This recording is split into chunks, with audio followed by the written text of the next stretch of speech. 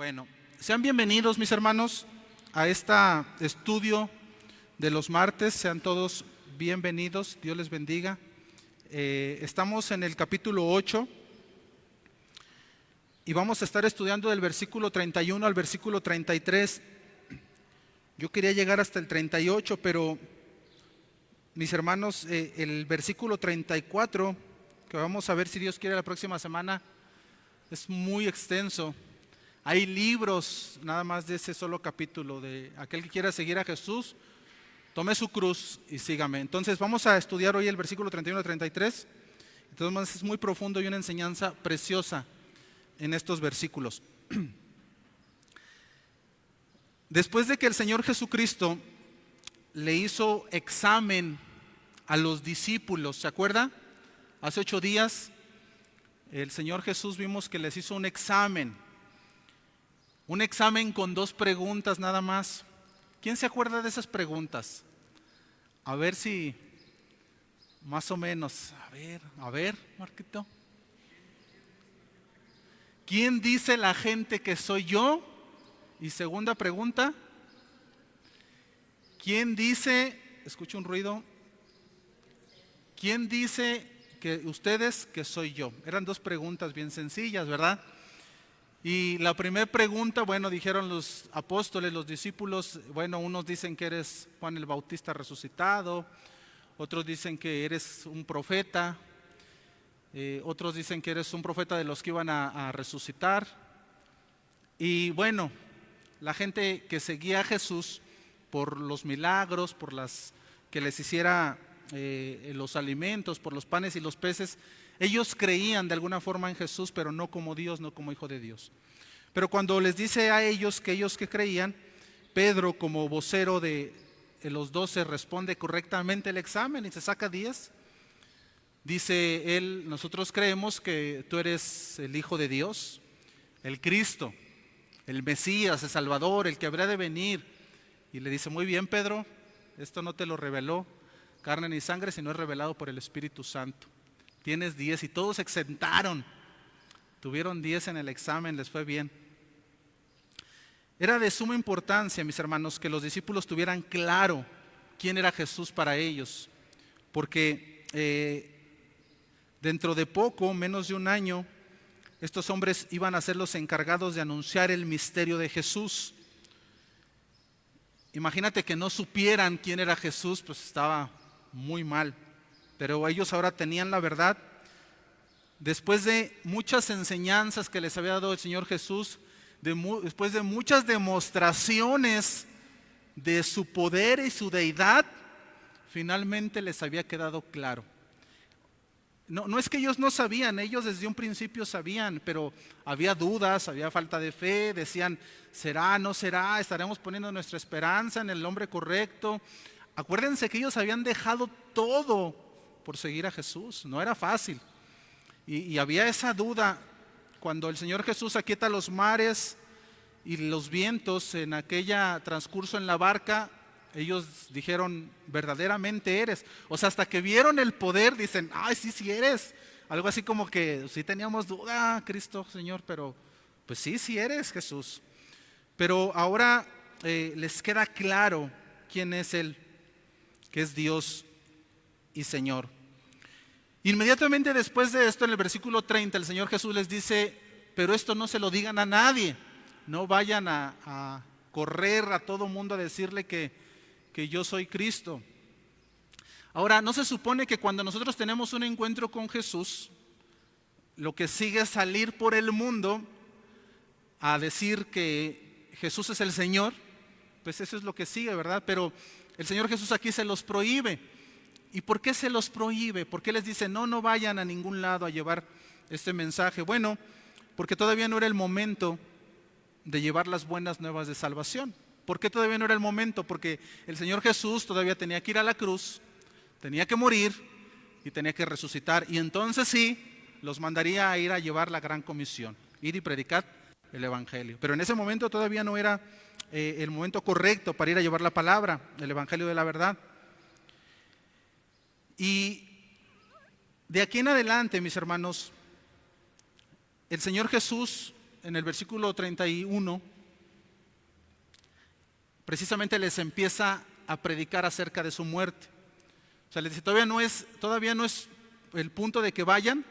¿Por qué? Porque, y empieza a predicar acerca de la muerte, porque he de morir. Y es una enseñanza que el Señor Jesús les va a estar dando reiteradamente, de que va a ir a la cruz y va a resucitar al tercer día. Ahora,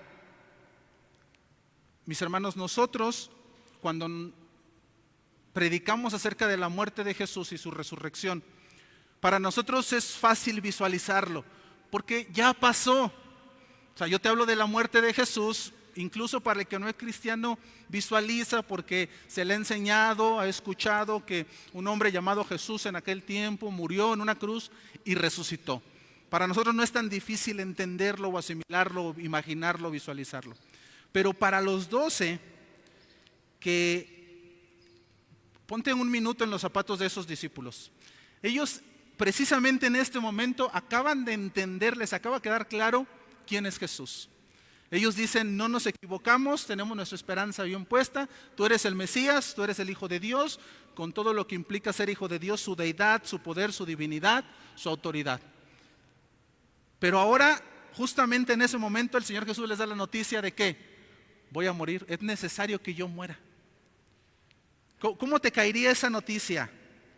¿Cómo asimilas tú esa noticia de la muerte de Jesús? Ellos habían dejado todo por seguirlo y ahora el Señor Jesús les dice, es necesario que yo muera. La noticia de la muerte de alguien nunca es fácil, sea quien sea, en el momento que sea, así sea una persona que tiene 150 años, es difícil entenderla, asimilarla. Pero asimilar la muerte de Dios es impensable, es inconcebible pensar que el mismo Dios va a morir. Eso no es como que lo puedas visualizar fácilmente. Y entonces la reacción de los discípulos a esta noticia no es buena. No reaccionan de una buena manera. Y es lo que Marcos narra en estos 3 versículos. Y es de lo que quiero compartirte en la meditación de esta tarde.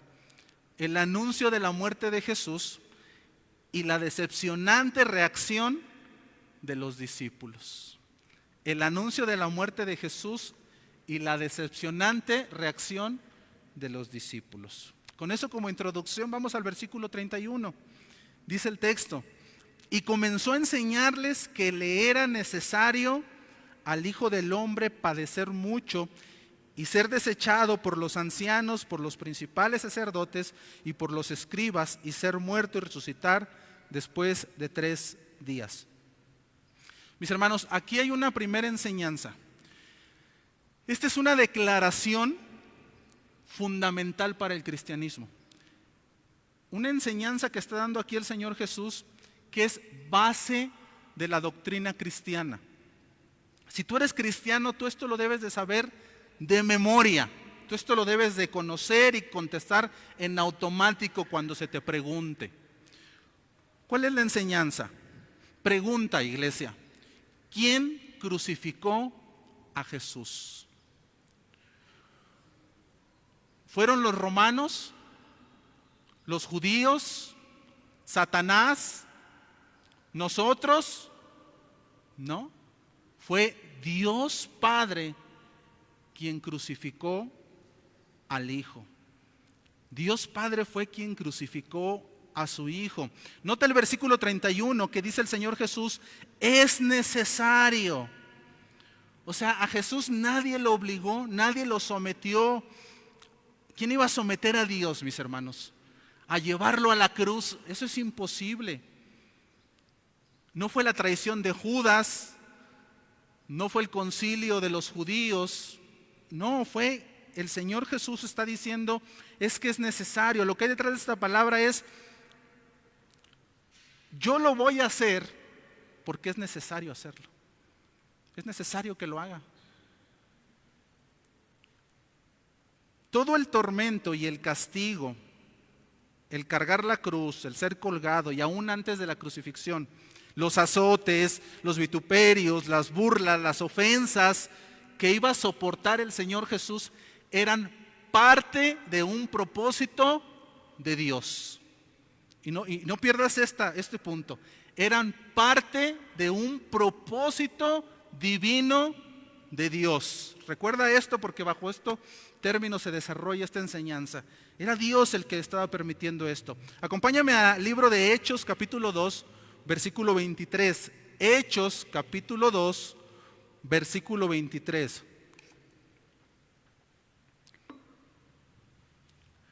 Dice la palabra de Dios: varones israelitas, oíd estas palabras.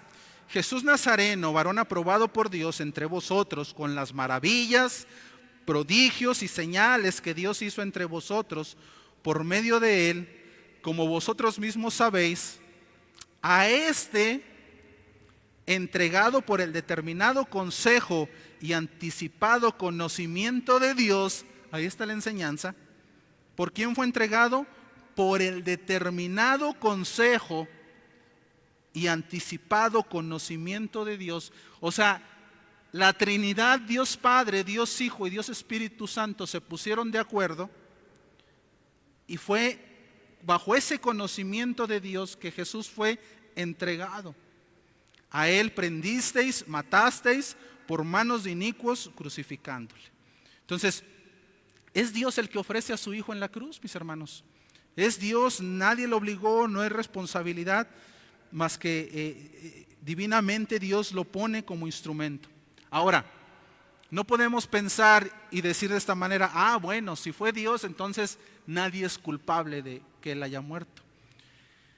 El que Dios haya determinado la manera de salvarnos no quita la responsabilidad del pecado del hombre.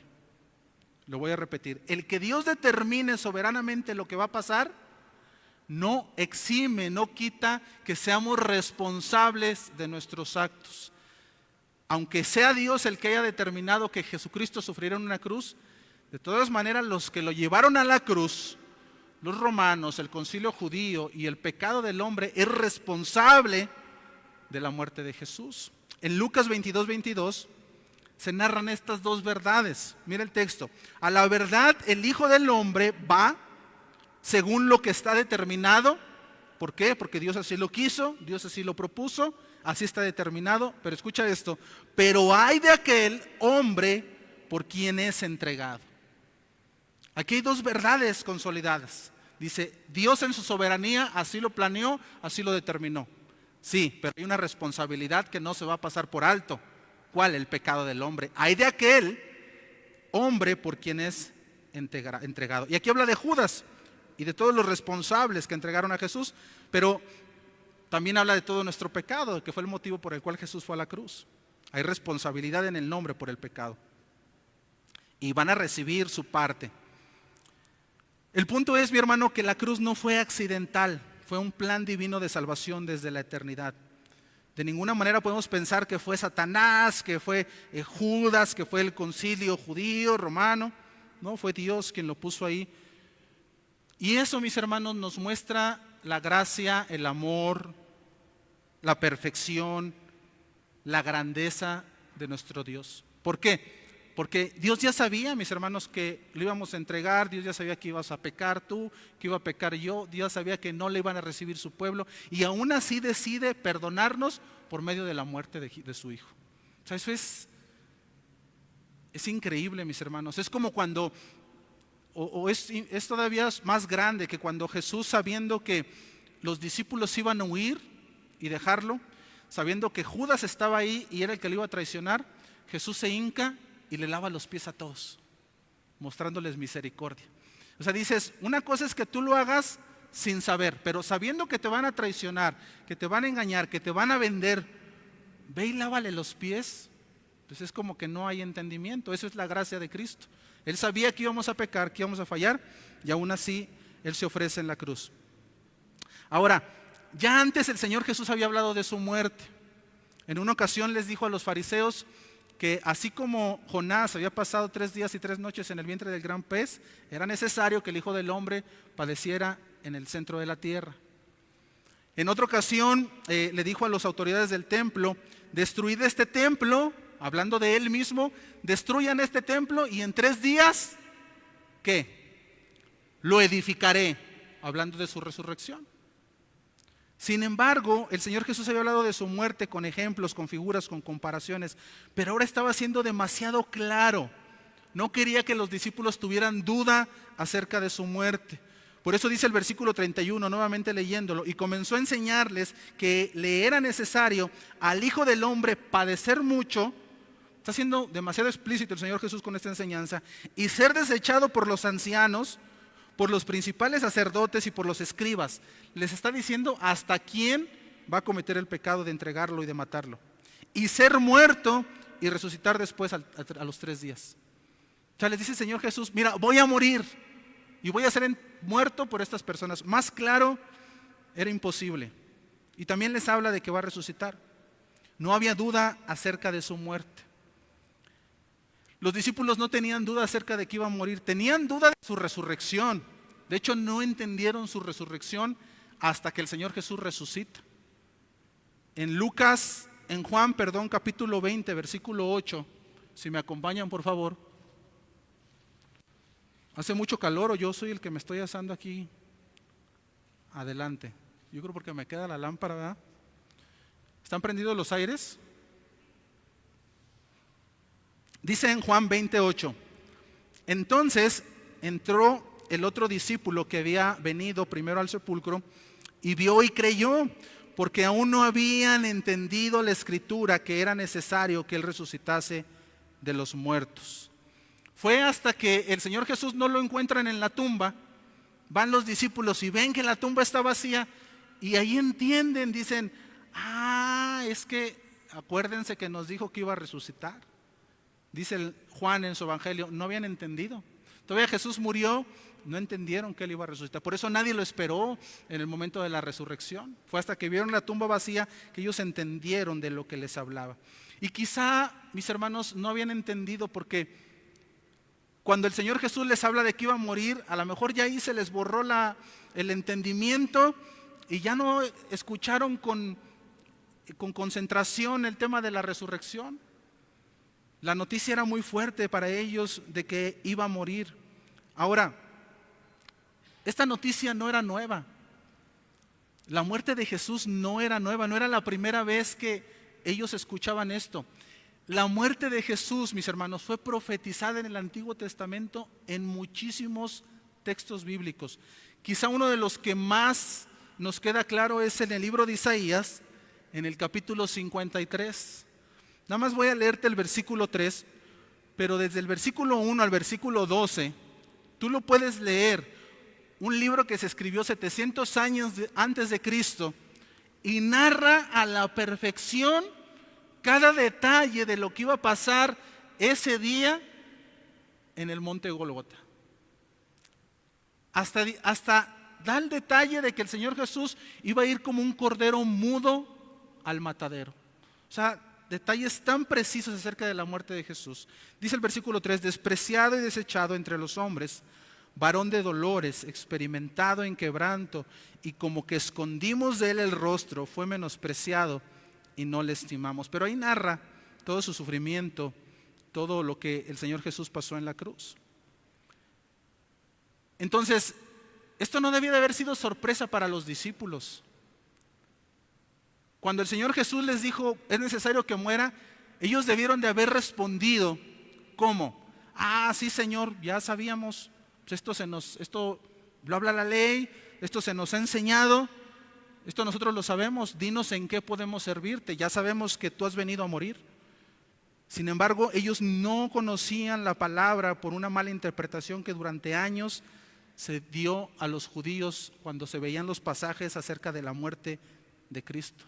Y es que los judíos no podían concebir que el Salvador que vendría era el mismo que iba a sufrir y morir por ellos, por su pueblo que iba a salvar. Por eso no daban la correcta interpretación de estos textos. A pesar de la profecía, estos hombres se resistieron a las palabras de Jesús. Y Pedro, como vocero de los 12, comenzó a reconvenirle. versículo 12 a 32, perdóname, de Marcos 8. Dice el texto, esto les decía claramente. ¿Cómo les dijo que iba a morir? Claramente, sin ninguna duda. Les tenía que dar claro que el Señor Jesús iba a morir. Entonces Pedro le tomó aparte y comenzó a reconvenirle. El paralelo de Mateo, del Evangelio de Mateo, nos da el detalle de qué fue lo que le dijo Pedro. Acompáñame a Mateo 16:22. Mateo 16:22 dice el texto. Entonces Pedro, tomándole aparte, o sea, da la idea como que estaban los 12 y le dijo, a ver, ven Señor, quiero hablar contigo. Y lo hizo a un lado y comenzó a reconvenirle diciendo, ¿qué le dijo? Señor, ten compasión de ti, en ninguna manera esto te acontezca. Ahora, estas palabras de Pedro, cuando las leemos a simple vista, se escuchan hasta piadosas, ¿sí o no? Como que decimos, mira qué buena onda Pedro, como que sí amaba mucho a Jesús porque mira, va y le dice, lo trata de convencer, pues qué bien Pedro, se ve que lo ama mucho y que no quería que nada malo le pasara. Pero no fue así, mis hermanos, no ese es el contexto del pasaje. Reconvenirle, en la palabra original se traduce como una severa amonestación.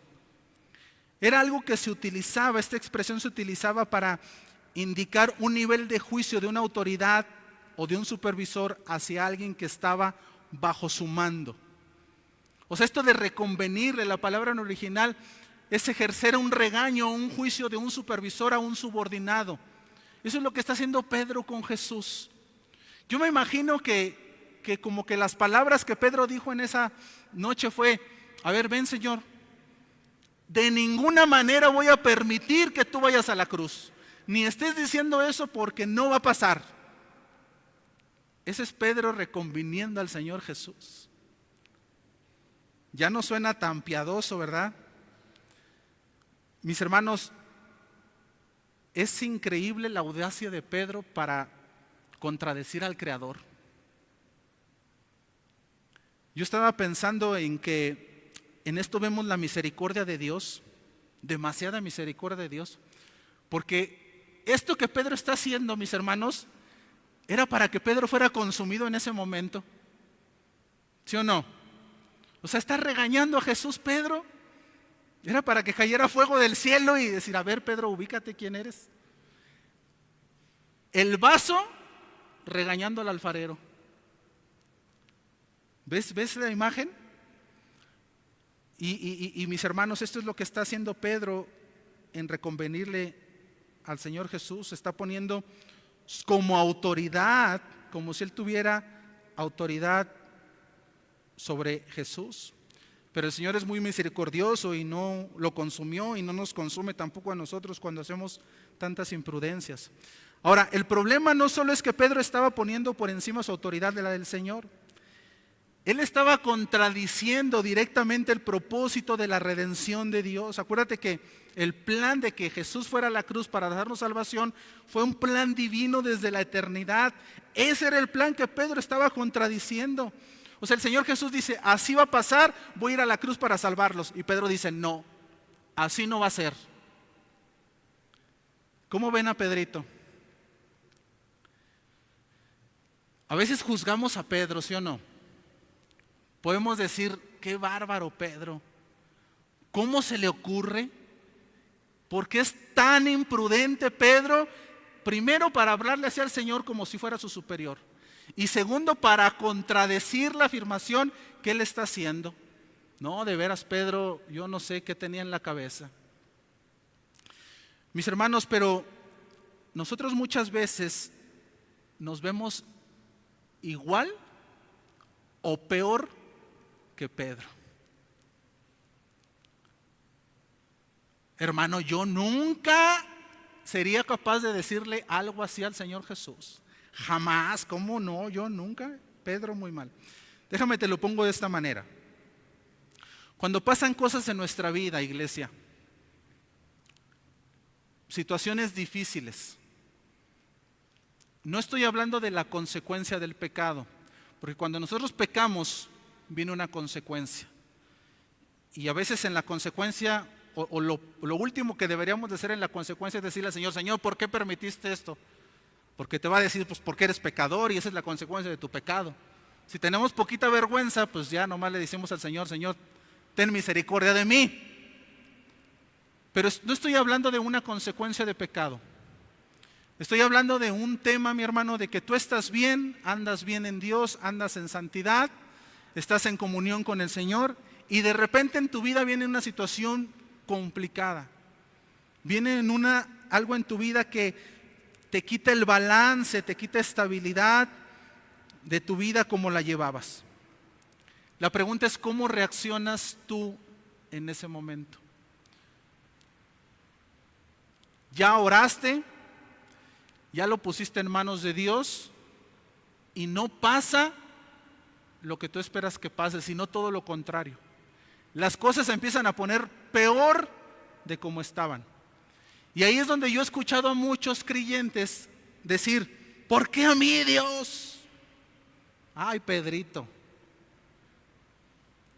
¿por qué permitiste esto en mi vida? ¿Por qué quitaste esto de mí? Sáname, ¿por qué permites la enfermedad? ¿Por qué te llevaste a esa persona cuando se habla de un ser querido que ha muerto? ¿Por qué me quitaste el trabajo si yo soy tan bueno y me congrego en el Shaddai y oro? ¿Por qué permitiste que pasara eso? Y nos enojamos con Dios. ¿Sí o no? O nomás el pastor es el que se enoja con Dios.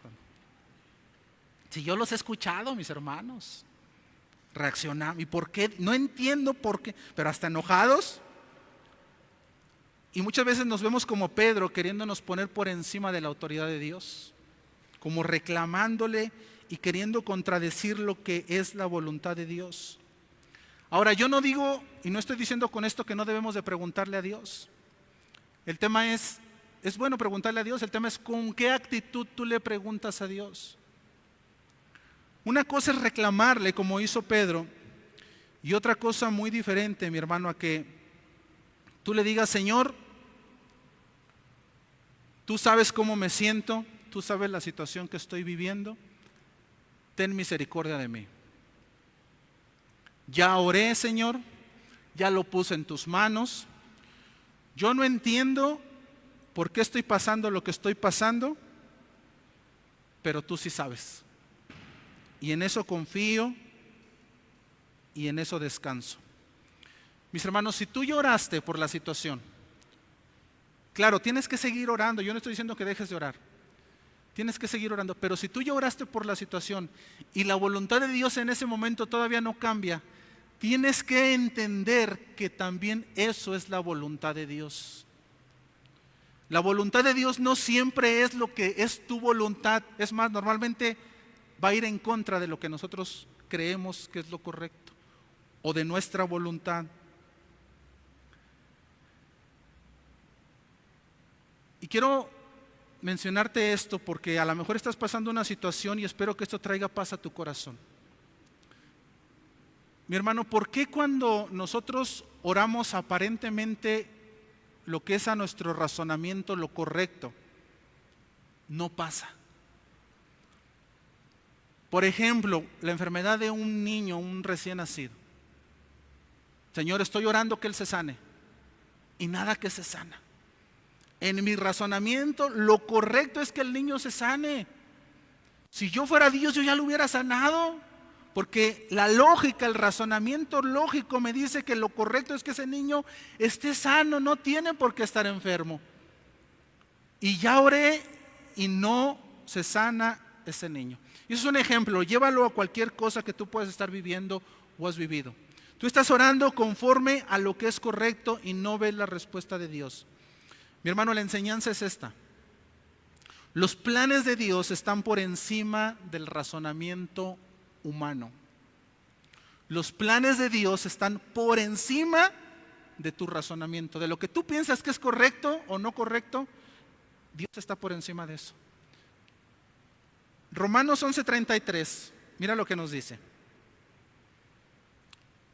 Romanos 11:33 al 36. Dice el texto: oh profundidad de las riquezas, de la sabiduría y de la ciencia de Dios. Cuán insondables son sus juicios e inescrutables sus caminos. Porque, escucha esto, ¿quién entendió la mente del Señor? ¿O quién fue su consejero? ¿O quién le dio a él primero para que le fuese recompensado?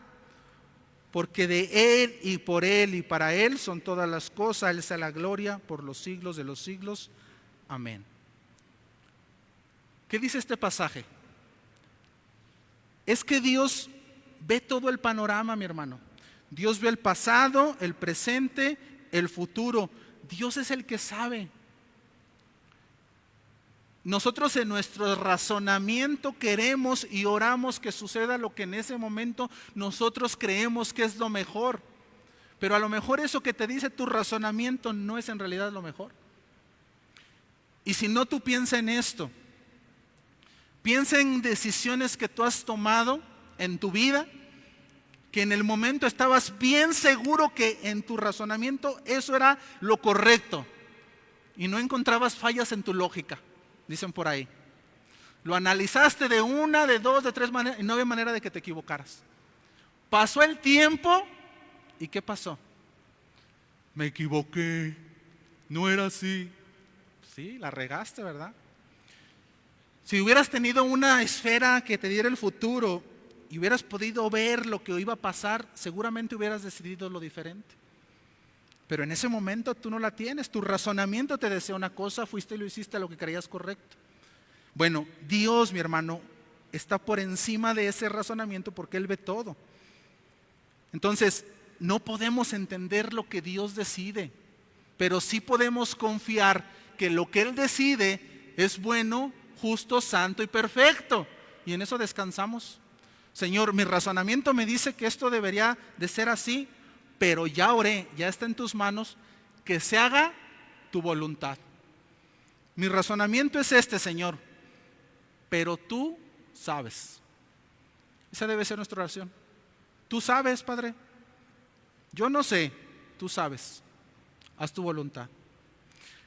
Cuando me encuentro con estos pasajes, yo me imagino que Dios nos ve como niños, mis hermanos.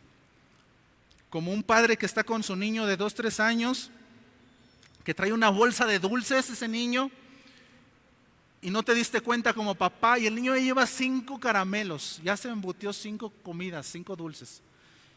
Y lo ves y se los quitas y le dices, ya no te voy a dar más.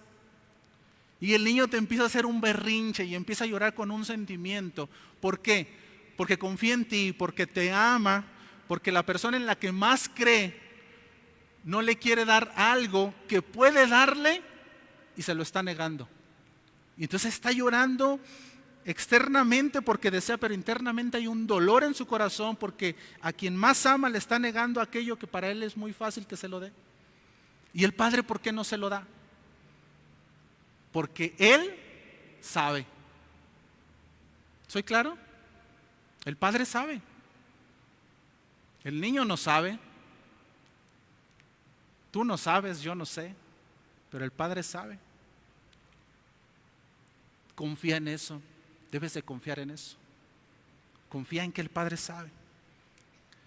Y si Pedro se sorprendió, se había sorprendido con la declaración de que Jesús iba a morir, ahora con lo que Jesús le va a decir se va a sorprender aún más. Ve al versículo 33.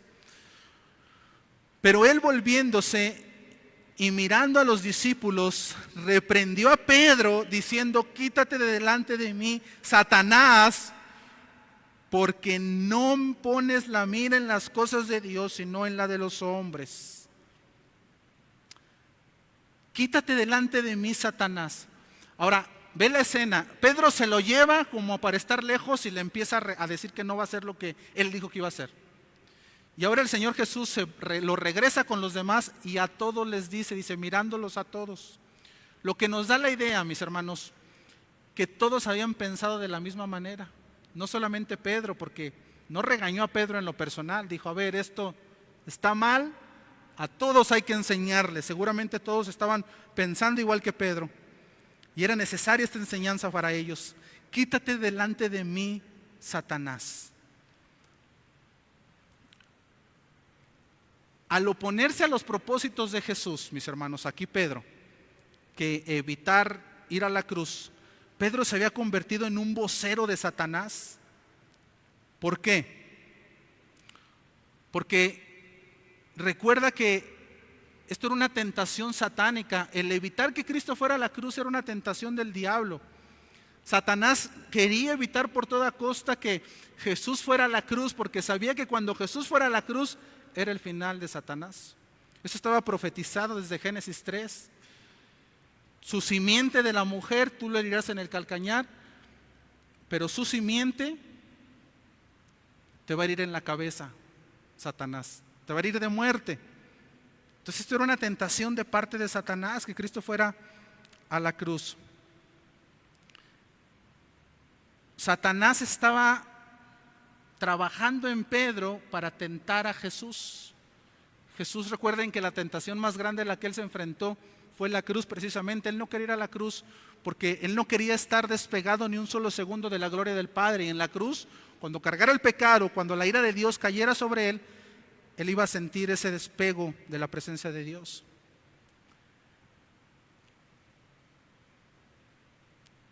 Satanás está usando a Pedro, mis hermanos, y esto nos enseña un par de cosas como creyentes. La primera es esta: aunque seamos cristianos, levante su mano todos los que son cristianos. No todos, bueno, ahorita oramos la confesión de fe.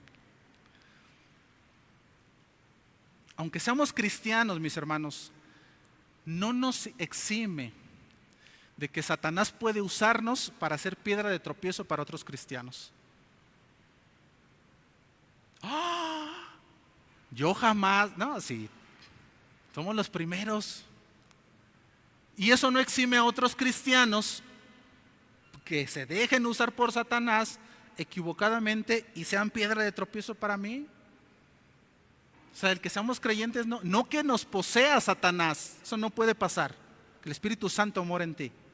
Pero sí que te aviente dardos de fuego, que te metas idea, que te meta pensamientos y luego tú vayas y obres mal con los demás hermanos.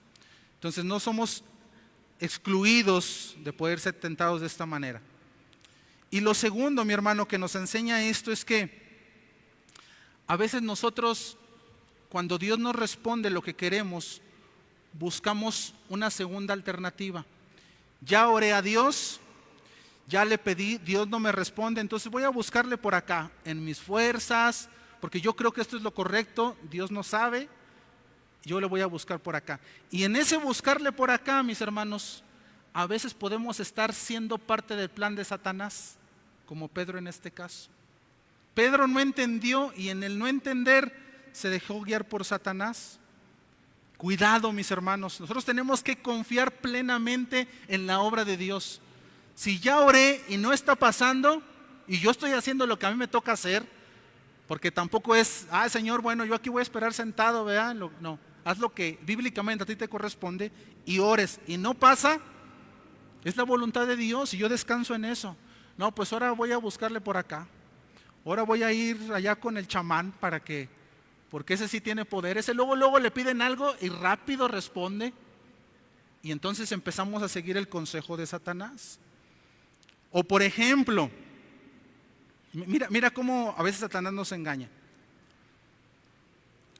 Imagínate que tú estás sin trabajo, necesitas dinero y estás orando. Y de repente te ofrecen un trabajo donde tienes que hacer cosas que no son agradables a Dios. ¿Qué tú dices ahí? Ay, gloria a Dios que me lo mandó, porque yo estuve orando. No, mi hermano, estás escuchando la voz de Satanás. La voluntad de Dios era no o espera. Nunca, nunca, nunca, mi hermano, la voluntad de Dios va a hacer que hagas cosas que van en contra de su palabra. Jamás.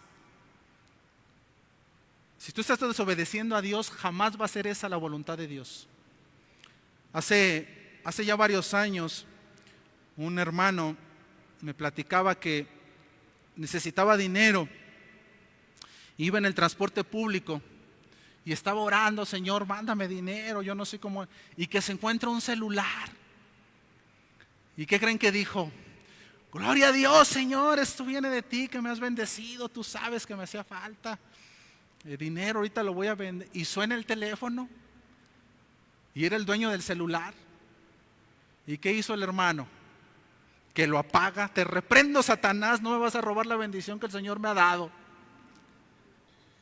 Y se quedó con él, ¿verdad? Para venderlo. Y todavía glorificaba a Dios. Gloria a Dios porque Dios me bendijo, porque Él sabía mi necesidad y yo estaba orando. No, eso fue de Satanás. Y Dios te estaba probando para ver si realmente estabas confiando en Dios y si estabas esperando realmente en Él. Mi hermano, la prueba va a venir cuando tengamos 40 días de ayuno. ¿Soy claro? La prueba de querer comer el pan no va a venir cuando estés con la barriga llena y satisfecho.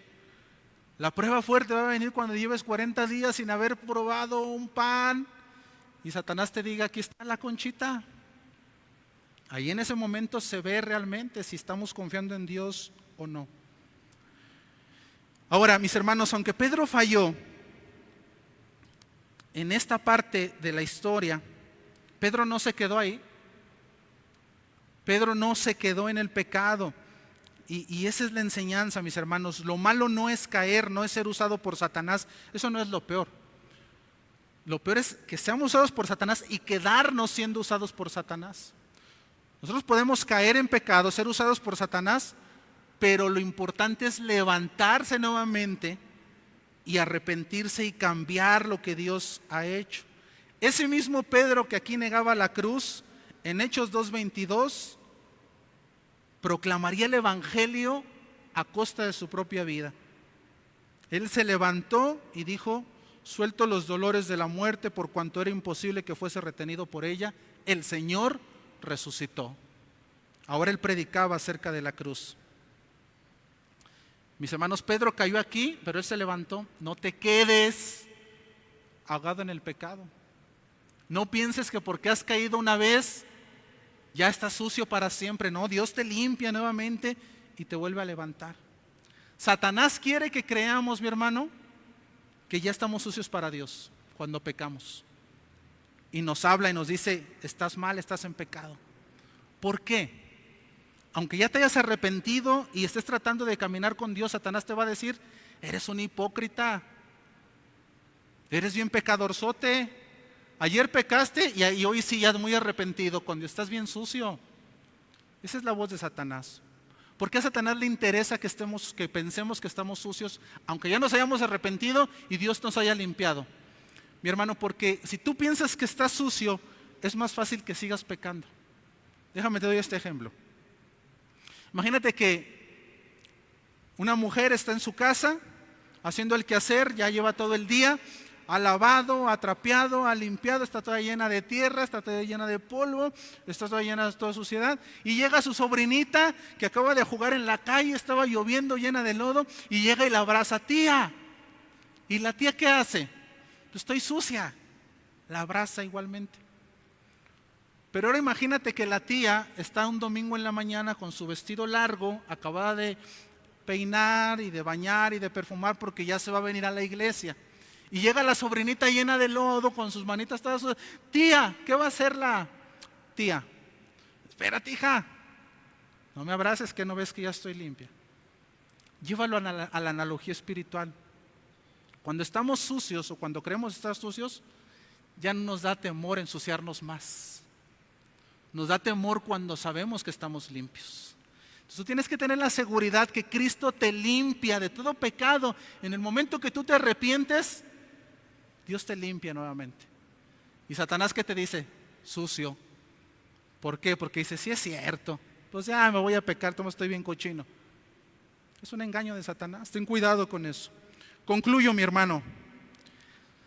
Si pusiste atención en el estudio, te habrás dado cuenta que estuvimos aplicándolo en el tema de la soberanía de Dios, de que siempre la voluntad de Dios es mejor que la de nosotros, aunque en ese momento parezca malo para nosotros. La cruz, mis hermanos, y lo que le pasó a Pedro en esta historia y a los 12, es el ejemplo más grande de que los planes de Dios siempre son perfectos, aun aunque en el momento para nosotros parezcan que no son los más perfectos.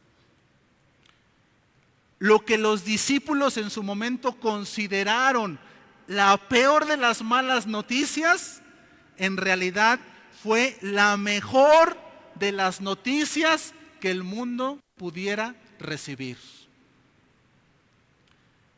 Pedro, que no entendía, que negó, que contradijo, casi al final de su vida escribió a los cristianos de Asia Menor lo siguiente, en 1 de Pedro 2:24.